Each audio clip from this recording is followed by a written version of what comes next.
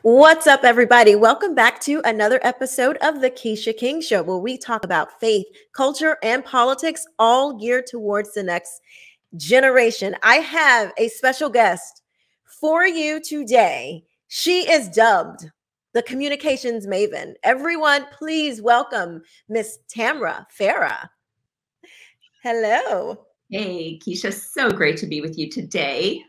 I am so honored to speak with you. You are truly a communications maven. You have been in this fight for a very long time. You can offer us so much wisdom, and I'm here to soak it all in. So thank you so much for coming on the show. It's my pleasure. So first of all, can you give us your own intro of yourself, your own background? Just tell our audience just a little bit more about yourself. Oh, thank you, Quisha. Excuse me. Well, I actually started in the fight for freedom and for truth and life and liberty in my 20s. And I worked as the executive director of crisis pregnancy centers, alternatives to abortion, worked on campaigns to stop tax-funded abortions in California, Michigan, Ohio. And so, you know, I've just had a passion to take action, to really fight for the freedoms of our country for all, life and liberty for all, as well as what is just and right and true. And our country gives us that standard, and we need all hands on deck right now. So, you know, I've gone from that to, as you mentioned, working in communications, public relations with candidates and policy organizations like Americans for Prosperity in Colorado. And now here I am with Moms for America. And it's such a privilege as a mom with a passion for her own kids. It is such a joy to be a part of this amazing organization so we can fight together for the families of America. I am so honored to have someone from Moms for America on, because you guys do so much good work. And, you know, you have a network of over 500,000 moms.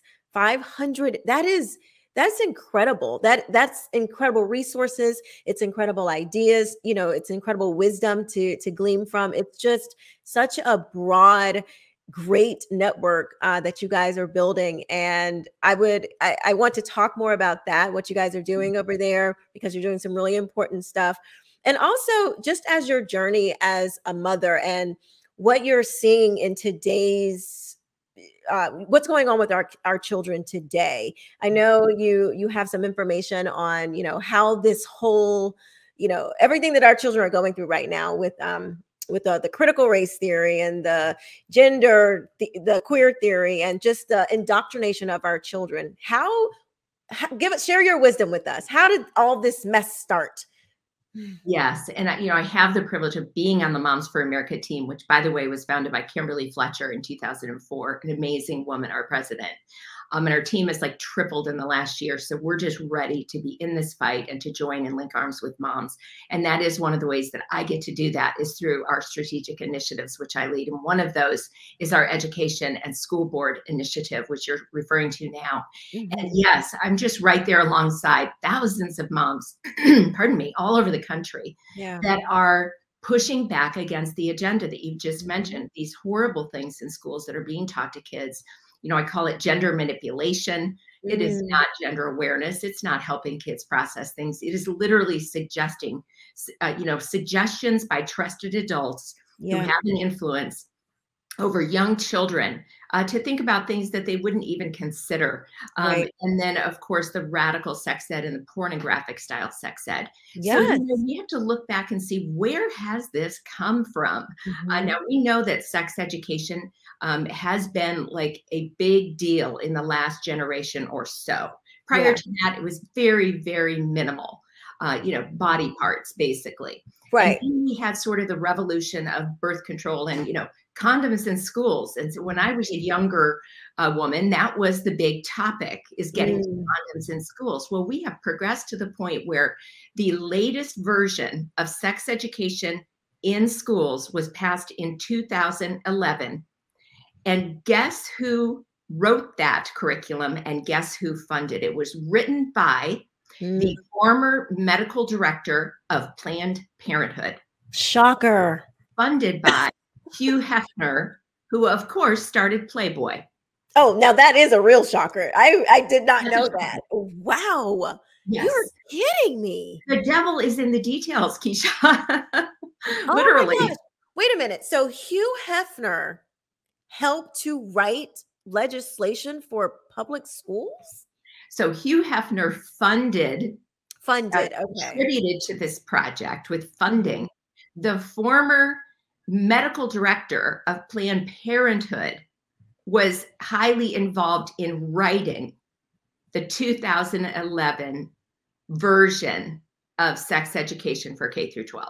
That is astonishing. Being someone who's involved in politics, when I hear that someone funds something, Mhm. I always put them into the box of helping to create the legislation because you know how this goes. If you help fund something, they tend to lean on you for your suggestions. You get to have a little bit more input on these bills and things that, get pushed because you help fund it. Mhm. So I am extremely shocked Yes. that that would have been even allowed. Why would we let somebody like him get his hands in public education and sex ed? That's insane to It's me. insane. Yeah, and then when you just dig deeper, and we can go on a rabbit trail with this, but these I'm aren't sure. conspiracies or theories because all of this can be backed up with facts, Mhm. historical facts and information. And that is just this whole trend that we've seen in 20th and 21st century. And that is just the fact that we have become very radical in what we're teaching in schools. We've gotten Yeah, away from reading, writing, and arithmetic. I guess gone. they try to fit that in here and there. But it doesn't, certainly, all of these things dictate the culture. You mentioned critical race theory. Mhm. And so, of course, they love to say they don't teach that. Well, that's because they Right. don't have a curriculum book, a textbook that says critical race theory. Okay, kids, Right. on page 10, but Right. they've built it into the culture. They have trained the teachers on the theory and the precepts of that theory, which is Mhm. basically that your skin color dictates whether you are a racist. If Yep. you are white, you are a racist and you Yep. are an oppressor. And if you are any other shade of black or brown, you are the oppressed. And That's guess it. what? There's nothing you can do to change it. How Yep. about putting that burden on a second grader? Talk about it's psychological abuse. That's what I call it. Yes, It you are is right. psychological abuse because I can't even imagine hearing that every single day and not you know how it goes. If you Yes. hear something enough, you're going to internalize that thing and you walk it out into your own life. And so if kids are constantly hearing that they are the oppressor or that they are oppressed, would we expect from this generation? When they grow up, they're going to be psychologically damaged. Yes, and we're seeing that. We're seeing right now the increase in psychological issues for young children. We're seeing an Yes. increase in suicides, and it begs the question: is some of this teaching directly linked to that? Technically speaking, there's probably not been a lot of time to really confirm that correlation is causation, which of course Mhm. we want to be careful with that, but it Right. begs the question. It And we have to absolutely say does. something is burdening these children. I think if I Yes. was in second grade and I'm looking at my teacher, who I respect because they're my teacher, and my Mhm. mom brought me here, and so it must be okay for me to listen to this teacher, right? Right. And then they tell me that I am an oppressor. Sorry, no matter how nice or kind or collaborative or congenial you are to people of all races, you Mhm. are an oppressor. I mean, that is a heavy burden to place on a child. You think that's a heavy burden to to put on an adult. It is. It's like, wait a minute, I didn't have anything to do with the stuff that happened, 150 years ago in America. I don't like, I don't know. I just some people are like, hey, I just got here. Yes. I Well, and happen to be white. I exactly. just got here. But I don't know what you're talking about. oh, it's so true. And so, I've been digging into this, like, where did these concepts come from? Now, Yeah. we know critical race came out of the Frankfurt School in Germany, Yes, we did. in the early part of the 20th century. And then we also know that, they have an agenda. Their agenda of the Frankfurt School is to destroy capitalism, Mhm. destroy a republican form of government, and Yep. to expand socialism, Marxism, and communism. That's Yep. not a conspiracy. That is fact. You can do the research and see that's their agenda. They're the ones that came up with this theory. There's a guy named Eddie Moore. He was key in creating this concept of white privilege. These things have been, they're constructs that have been fabricated. I'm going to say fabricated because someone came up with that term and they decided. So this isn't based on studies, historical analysis, general trends. This is based on someone constructing this concept and then marketing it. Yeah. You know, as a communications maven, you understand what these words can mean and the mentality that it can create, the behavior that it can change, you know, when people hear this stuff over and over and over. So this guy, what's his name again? Eddie. This is a new one. Eddie Moore Jr. It's EddieMooreJr.com, and that's JR for the junior. Okay. He's the one. I would love to go and read about that. I've never heard of him. He put together what's called the 21-day equity challenge. So he's the one that's pushing this concept of equity as equal outcomes versus equal opportunity, which is the huge, but that's communist. Communism wants people to believe there should be, everyone should have the same amount of stuff. But of course, in communism, it's the lowest common denominator. And we see it in Venezuela where there's a bunch of people in the line and there's no bread. And it's capitalism where you have no one in line and lots of bread. Exactly. You know, it's a pretty simple equation, but somehow they have been brainwashing our children and so our children are believing these concepts. Yeah, you know, even with like the whole Bernie Sanders thing, the moment he got a little taste of, you know, being a millionaire and, you know, he stopped his whole, you know, he was all against capitalism. And now he, you know, he sold a book, you know, and he's reaping the benefits of capitalism. Now he's like, you know, he's not on that train much anymore. It's so funny how they get to use our stuff, you know, capitalism, when it best fits them, but you know, they want to trash it at any other time to get everybody else on board with their socialism so they can remain on top and suppress everybody else on the bottom. It's very sick. Yes, it is very sick. And you've said that so well. And the other point that you're bringing out there is the fact that in a communist system, there is a quote capitalistic oriented elite. But that's the thing. They are the upper echelon. And if you look back at all these regimes, they had that. They had that upper layer of somewhat capitalistic people that were in control then of all of us little people. Right. Yeah. It's so telling how not good of a job we've done with educating our own society, because we have so much evidence that shows that communism and socialism is awful.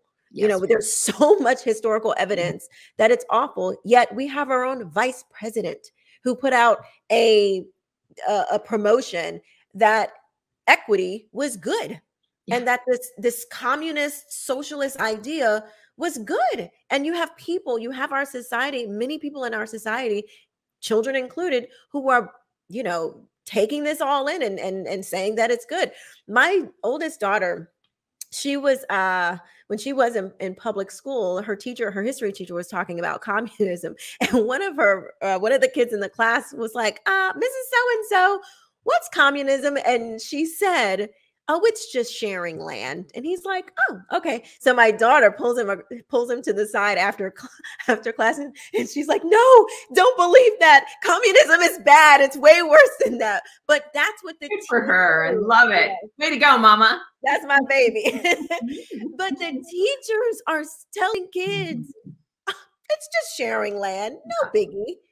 Like, I know this is indicative of where what our children are getting when we're dropping them up. I call them indoctrination camps because I don't call them schools anymore, because I don't believe that kids are really truly learning what they need to learn when they're getting dropped off there. So I just call them indoctrination camps. I agree totally. And what you've also pointed out is the revisionist history that's in our classrooms. Yeah. As, you know, as per what came out of the teacher's mouth.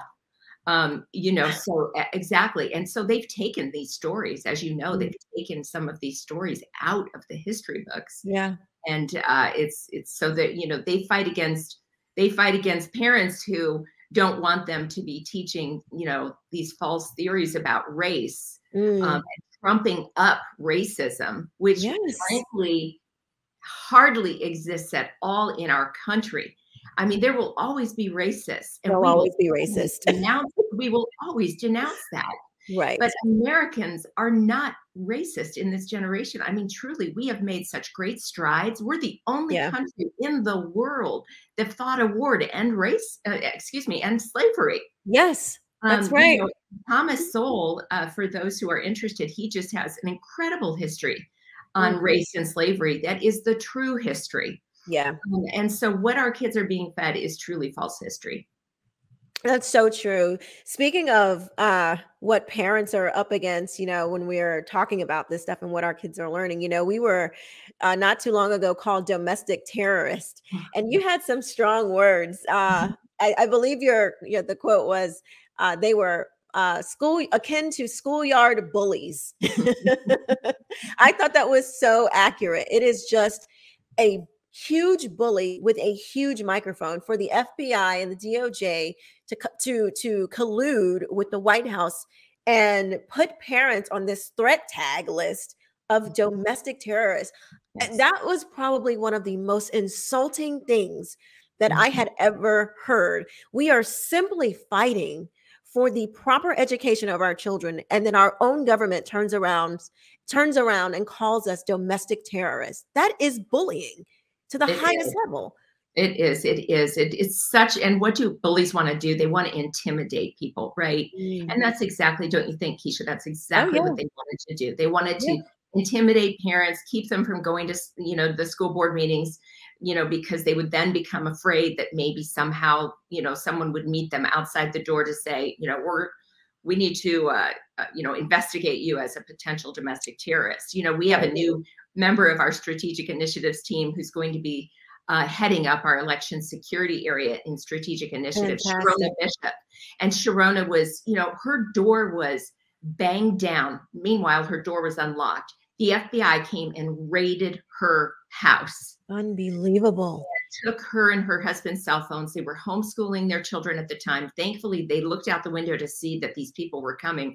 And so they actually had the kids in the bedroom. But can you imagine the trauma upon those children? I cannot. With that happening. And now nothing has happened since then. So again, it looks like it was intimidation.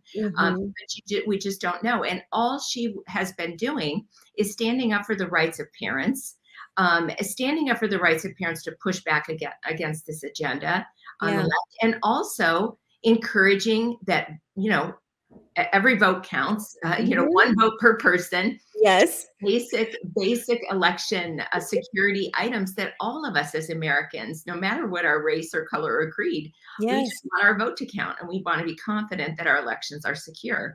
Right. So anyway, these things are happening. They're trying to intimidate, but it's not working very well because we are networked with thousands, if not tens of thousands of moms through various groups around the country that we connect with, resource, and encourage. And we know they are still showing up at those meetings and pushing back, and they are. Yeah. I am so proud. I think when we heard that as parents, and in particular mothers, to be called a domestic terrorist, it was almost like one of the best things that could have happened, because I think that we were already, growing, this movement of moms.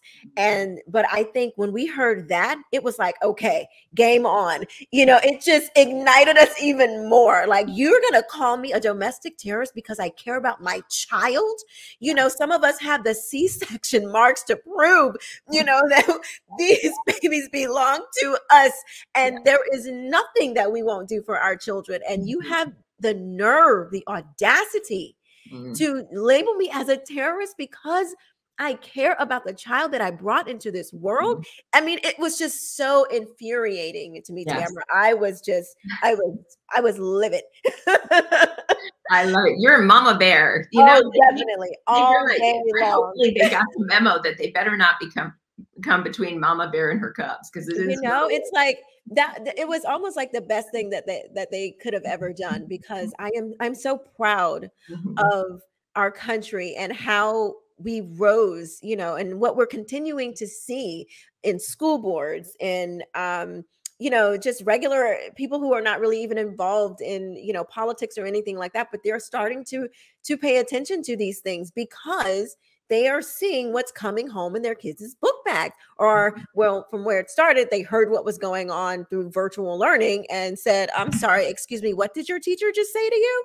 And so now, we have just this huge momentum of parents all across the country that are taking a stand.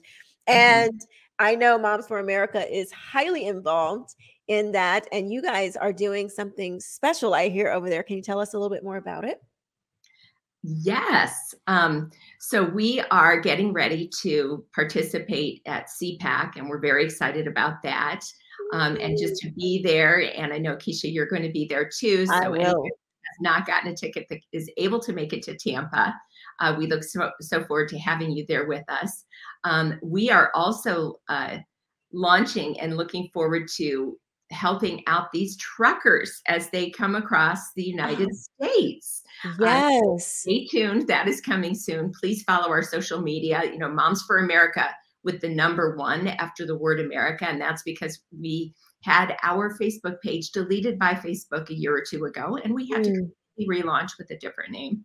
Yeah. But of course, we're on Instagram too, and Twitter. We'll But make sure to put all the links in the description box below, so everyone can follow Moms for America online and wherever they, whatever you guys are doing, so we can stay up to date. Awesome. We love that.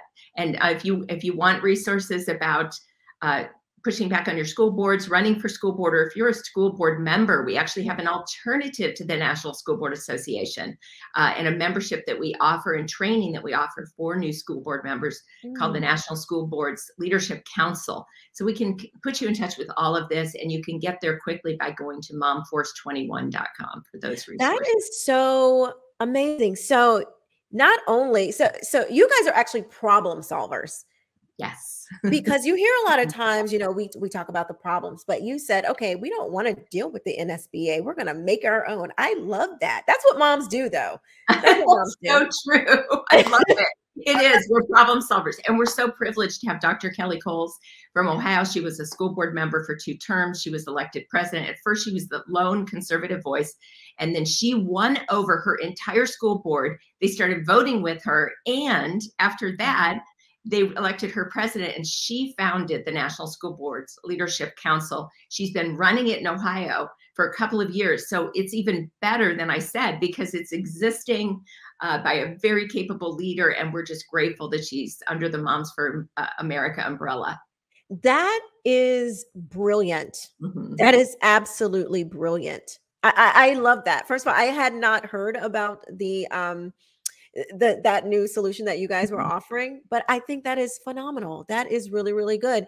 And I want to know, how was she able to win over her school board? Because here in Duval County, we have a super left leaning school board. So I'm like, listen, I need the notes. I need the notes on what she was able to do. We have our lone conservative one here as well, and I'd love to pass that note, in school. Yes, exactly. And she actually does that in her training. She's got 4 or 5 modules of training.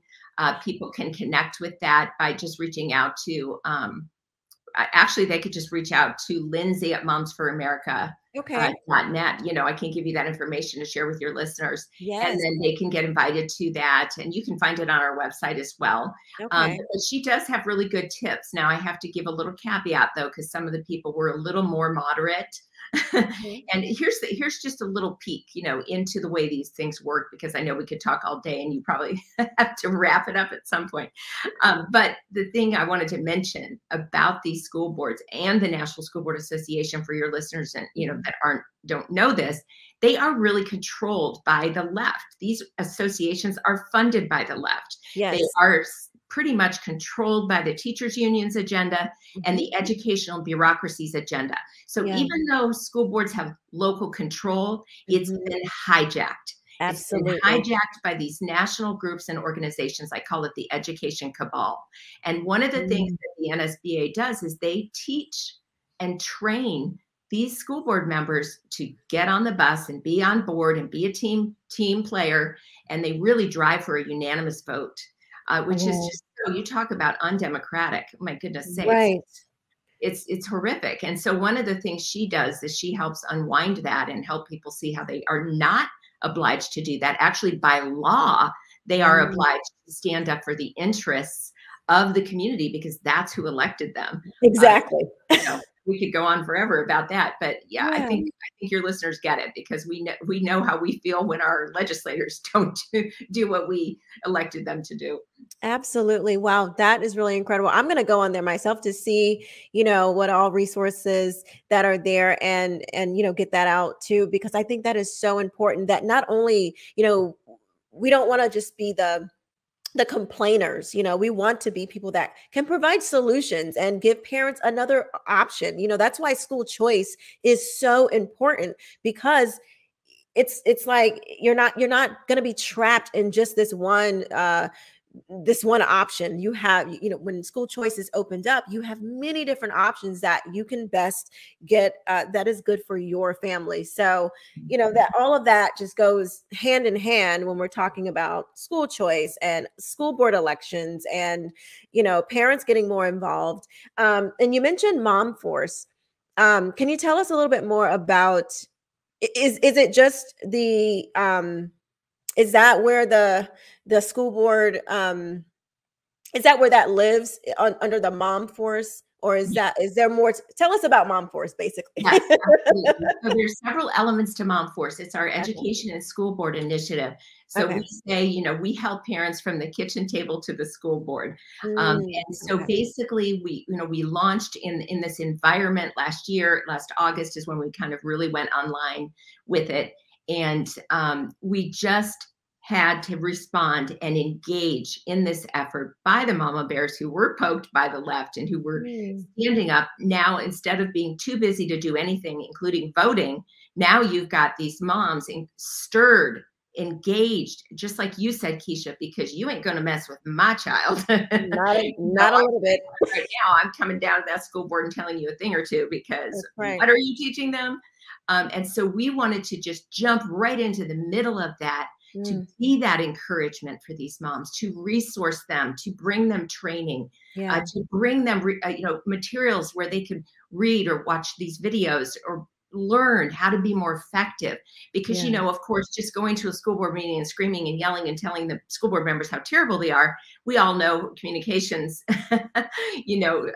persuasion 101, that's not exactly how you win people over. And Right. even though we can totally, sympathize with how they feel, we Right, of want to course. take that and channel that energy into a more productive approach. And so we've been able to do that through our training and materials that we offer. So when you go to momforce21.com, first of all, we affirm your parental rights. Mm, We have a declaration of mothers at Moms for America that you can sign. We've had over 1 million moms sign it, or nearly 1 million moms have signed that declaration. And it's so inspiring where you just feel filled up in your soul when you read it. I have this right. These are my mm, children. So the government wants us to feel we are second to them. And right. we are not. We are first. They are fundamental and supreme, our parental rights. They are protected by federal and many state laws. But guess Mhm. what? They need no protection because they are inherent and unalienable. That But is right. nonetheless, we have to start doing these protections because they're under siege. And we have just even today we're C3, so we're not political, but just mentioning something in the news Mhm. where you've got GOP U.S. legislators coming out and Congress coming out and basically supporting parental rights, and they're basically talking about a federal parental rights bill going into the election in 2022 to Okay. support these parents who've been under attack. And Yeah, so that would you've be got great. parental rights, and then you've got, engaging with our cottage meetings, which is the Mhm. foundation, teaching the foundational principles of liberty. So we encourage moms, go through our cottage meetings. And then Mm, second, in terms of our boxes that we have. So after parental rights, cottage meetings, and then we've also got, this idea of engagement and how to engage effectively and how to yeah. engage on various topics. So we hit Mm, all the topics like critical race theory. We have probably 30 resources that people can read, they can watch videos, they can learn that's about good how stuff. to address the issue, Yeah. as well as radical sex ed. as well as how to deal with these books in schools. We have Yes. action items that show them how to deal with the books in schools. They can go through a process that we give them to push back and try to get these books out of their schools. There's a specific process we provide you to do that. And then, of course, if you want to run for school board, we connect with awesome training programs that exist with our coalition partners and other national organizations. And then when you win, run and win, again, this alternative to the NSBA where we support you and train you.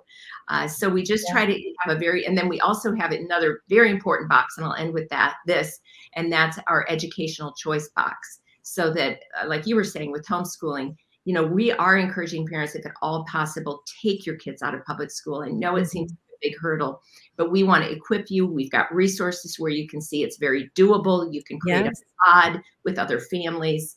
Many people are doing it that never dreamed that they could do it.